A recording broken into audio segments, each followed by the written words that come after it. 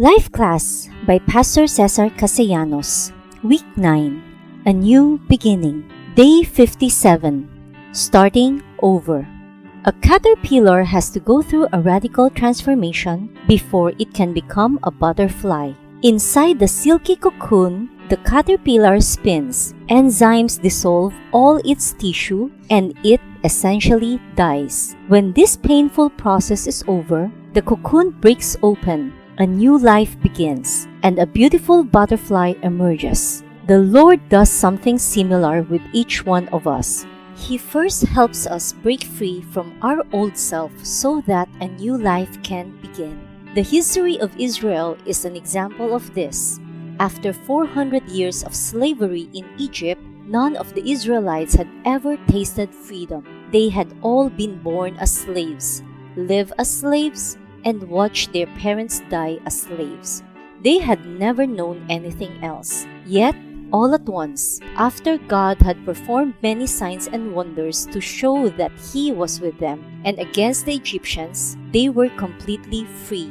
Having left Egypt, they arrived at a defining moment in their story. The Red Sea was before them and the Egyptian army behind them. Pharaoh had come out to pursue the Israelites and force them to return to slavery. They were between a rock and a hard place. However, God intervened in their favor once again. In order to separate them completely from Egypt and from the slavery that had oppressed them their entire lives, the Red Sea parted, and they were able to pass through without any difficulties. When Pharaoh's troops tried to pursue them, the sea closed in on them, and the entire Egyptian army drowned. The people of Israel were now free, and their enemies no longer existed.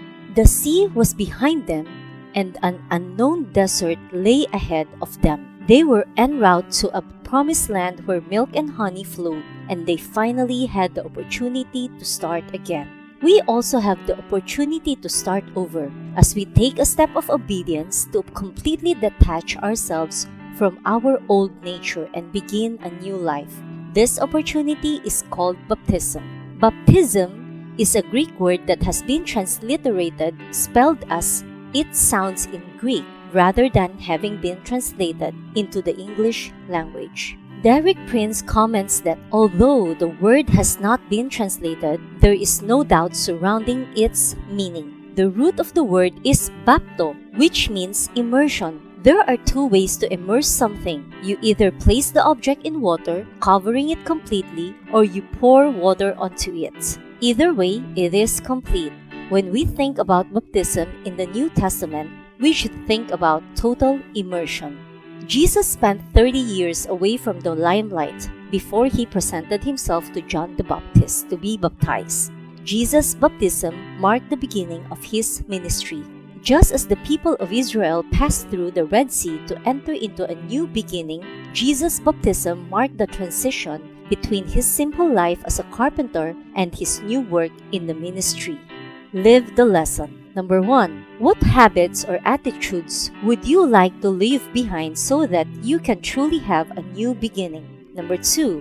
Pray and ask God to show you what other things are hindering you and not allowing you to have a new beginning. Write them down here. Remember the lesson. Baptism is a transition between two states, a complete change, a total immersion. It is our opportunity to start over. Study the Word. Read Psalm 117, Psalm 118, Galatians chapter 3, Galatians chapter 4. This audiobook is narrated by Paulin Lu for the purpose of helping Life Class students. All credit belongs to Pastor Cesar Castellanos and his team of translators, and all glory belongs to our Lord Jesus Christ. No copyright infringement intended.